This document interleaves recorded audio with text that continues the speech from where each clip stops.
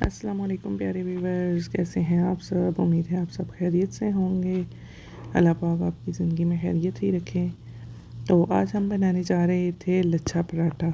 तो सोचा उसकी रेसिपी मैं आपसे शेयर करूं। तो फुली आपको बताऊं कि इसका आटा गूंदने का भी तरीका। आटा तो सादा ही गूंदा जाता है, लेकिन आटा गूंदने की भी कुछ टिप्स होती हैं। तो सबसे पहले तो मैंने आटा गूंदने के लिए मैंने कहा चलें आटा गूंद कर और हम फ्रेश आटे के पराठे बनाते हैं। फ्रेश आटे के बहुत अच्छे पराठे बनते हैं, बस थोड़ा टाइम हमें आटा छोड़ना होता है तो बहुत ही ज़बरदस्त और क्रिस्पी पराठे बनते हैं। आप भी लाजमी ऐसा कीजिएगा, घबराया मत करें। कभी अगर अक्सर ऐसा हो जाता है रात को आटा गूंदना याद नहीं रहा या गेस्ट थे तो आप कहते हैं आप सुबह आटा गूंदना होगा, तो बेशक फ्रेश आटा गूंद कर तो आप ताज़े ताज़े पराठे बनाएं। बहुत अच्छे ताज़े आटे के पराठे बहुत अच्छे बनते हैं। तो सबसे पहले यहाँ मैंने कहा आटा गूंद लेती हूँ। आटा गूंदने के लिए तो मैंने ना वाइट और दूसरा आटा अलग से रखा हुआ है। हम गूंदते टाइम ये मिक्स कर लेते हैं। मिक्स करके मैं बनाती हूँ, क्योंकि यहाँ पे मैंने जो दूसरा आटा लिया था वो बहुत ज़्यादा ब्लैक सा आ गया था। तो फिर वाइट आटा भी हम ले आए थे, वो हम मिक्स करके तो फिर गूंद लेते हैं। साथ ही मैंने कहा चलें अंडा टमाटर बना लेती हूँ, मेरे हस्बैंड को भी पसंद है। और उनसे मैंने पूछा आज नाश्ते में क्या बनाऊँ, तो उन्होंने कहा कि अंडा टमाटर मतलब प्याज टमाटर अंडा जो बनाते हैं वो बना लो। मैंने कहा चलें ठीक है। अच्छा, आटा गूंद के मैंने उसको छोड़ दिया था। अब जितनी देर आटे को मैंने रेस्ट दी, इतनी देर में मैंने कहा हम अपना ये अंडा टमाटर बना लेते हैं। इतनी देर में आटा थोड़ा सा अपनी जगह पे आ जाएगा, वो सेट हो जाएगा। बस इससे ज़्यादा आप बेशक आटे को मत छोड़ें। और फ्रेश आटे के बहुत ही यमी से पराठे बनेंगे। यहाँ सबसे पहले तो मैंने प्याज कर लिया था। प्याज को बारीक बारीक आपने चॉप करना है। प्याज जितना बारीक और फाइनली चॉप्ड होगा उतनी जल्दी हमारी हांडी में बन जाएगा और हमें हांडी बनाने में आसानी होगी। ऑयल मैंने डाल दिया था पैन में। अब इसमें हम प्याज डाल देंगे।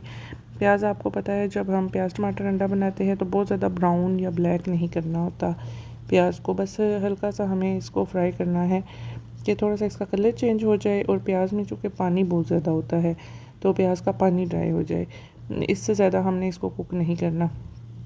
बारीक बारीक से टमाटर आप काट लें।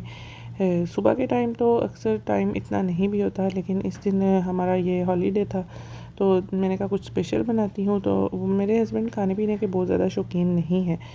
उनसे पूछा तो उन्होंने कहा बस सादे पराठे बना लो, पराठा उन्हें अच्छा लगता है, और अंडा टमाटर बना लो। वो शिमला मिर्च बहुत पसंद करते हैं, तो मैंने हाफ़ शिमला मिर्च भी काट दी थी जो हम इसी में ऐड कर देंगे।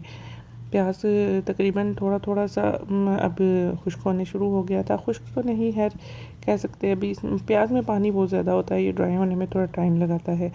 तो मैंने कहा चलिए प्याज जितनी देर में होता है इतनी देर में आटा मैंने भिगो के रखा हुआ था, अब आटे को गूंद के वाइंड अप कर लूँ। आटा मैंने भिगो के छोड़ा हुआ था। अब देखें आटा जगह पे आ गया है, तकरीबन आटा जगह पे आ चुका है। अब इसको मैं 2-3 मिनट अच्छी तरह से गूंदूँगी। गूंद के फिर मैं इसको बॉक्स में डाल दूँगी। दूसरी तरफ हमारा प्याज तकरीबन होने वाला था, बस इसका बिल हो जाएगा अभी कि हम इसमें टमाटर वगैरह ऐड कर लेंगे।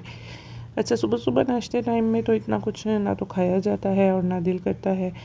कुछ भी स्पेशल बनाना हो तो उसके लिए वीकेंड का वेट करना पड़ता है, क्योंकि वीकेंड के अलावा सुबह सुबह बहुत जल्दी उठकर अगर नाश्ता हम बनाएं खाएं तो बहुत ही मुश्किल से, बस वही बात है, कुछ पेट भरने वाली बात होती है कि कुछ ना कुछ खा लें। स्पेशल ऐसा होता है कि वीकेंड पे जब लेट नाश्ता किया जाए तब भूख भी लगती है और बनाने का भी दिल करता है और खाने का भी दिल करता है। आटा गूंद के मैंने बॉक्स में डाल दिया था। दूसरी तरफ हमारे प्याज भी तकरीबन इस कंडीशन में आ गए थे कि अब इनमें और चीज़ें मिक्स करती जाएं। प्याज को बिल्कुल आपने लाइट फ्लेम पे रखना है, तेज़ आंच नहीं रखनी। तेज़ आंच से ना प्याज बाहर से तो पक जाता है, लेकिन जब हम हांडी तैयार हो जाती है तो फिर उसका टेस्ट कच्चापन उसमें आने शुरू हो जाता है। इसमें मैंने टमाटर, हरी मिर्चें और शिमला मिर्चें ऐड कर दी थी। उसके बाद मैंने इसमें चुटकी नमक, थोड़ा सा नमक डाला था क्योंकि हम लोग ज़्यादा नमक पसंद नहीं करते। और फिर मैंने इसमें ज़ीरा डाल दिया।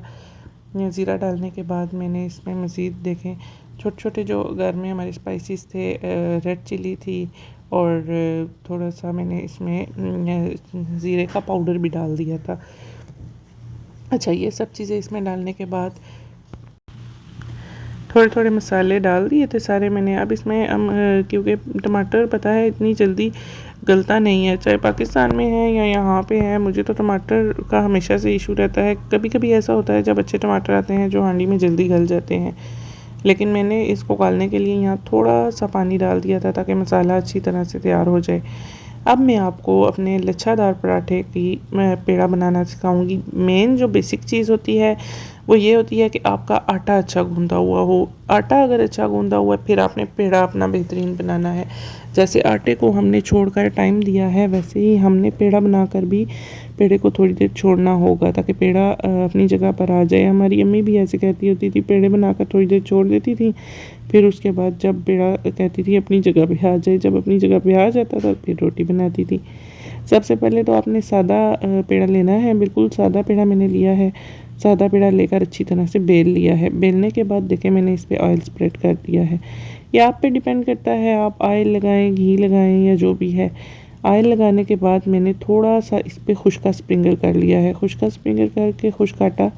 अब आप ये देखिए, ये आपको लेयर्स नज़र आ रही होंगी दोनों तरफ से। ऐसी ही लेयर्स आप पराठे में बनेंगी। जो लेयर आपको पेड़े पे नज़र आ रही होती है ऐसी ही लेयर आपकी पराठे में बनती है। अब ये मैंने दूसरा पेड़ा ले लिया था, वो भी मैं उसी तरीके से बनाऊंगी। ये बहुत ज़बरदस्त पराठा बनता है। ये बहुत ज़्यादा ऑयली भी नहीं होता और बहुत यमी और क्रिस्पी पराठा होता है। सादा पेड़ा आप लेकर सीधी रोटी बेल लें और उसको दरमियान से कट लगा के इस तरह से फ़ोल्ड कर लें। हाँ, थोड़ा टाइम इसको स्टे के लिए चाहिए होता है, 5 से 10 मिनट बहुत होते हैं, इनफ है। और ये तो ताज़ा हमारा आटा गूंदा हुआ था, इसको बहुत ज़्यादा टाइम भी नहीं चाहिए था। बस जितनी देर में मैंने ये अंडा टमाटर बनाया था उतनी देर में मेरे पेड़ों को स्टे दिया था और बहुत अच्छे पराठे बने थे।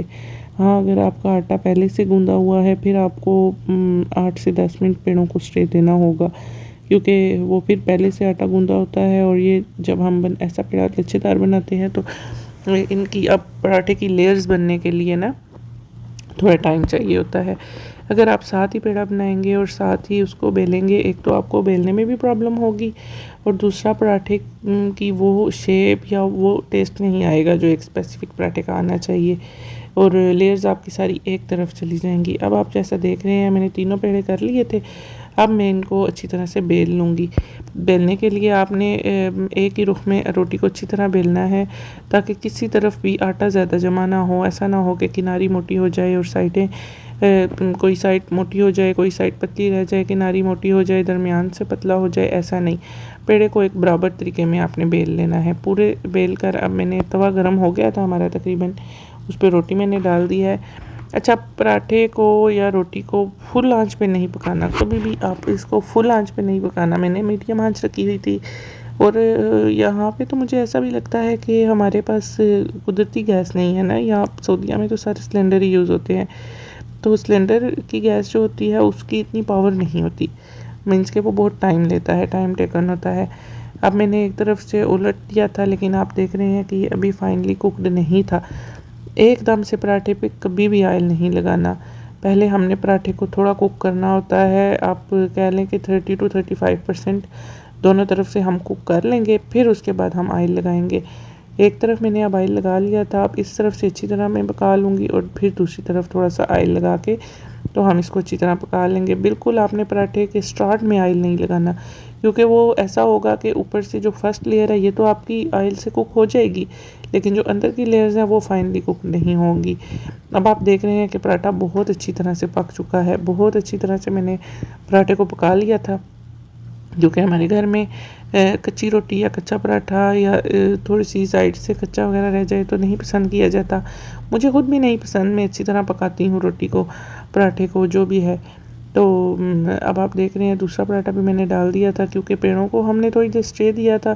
पेड़े बहुत अच्छे बने थे। अच्छा, इसमें ना एक और बात भी है, अगर पेड़े थोड़ी देर पहले आप बना लें तो आपको रोटी पकाने में बहुत आसानी होती है, पराठा बनाने में बहुत आसानी होती है।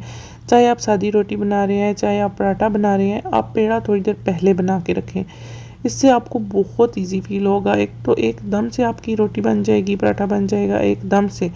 और दूसरी बात यह है कि आपको बेलने में इतनी आसानी होगी, 1-1.5 मिनट में आप बेल कर पराठा बना भी लेंगे।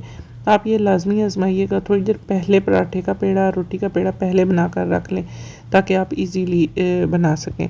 अच्छा, तो नाश्ता हमारा तकरीबन रेडी हो चुका था, चाय मैंने कपों में डाल ली थी और पराठे भी तैयार थे। मिलते हैं एक और व्लॉग में। अल्लाह हाफिज़।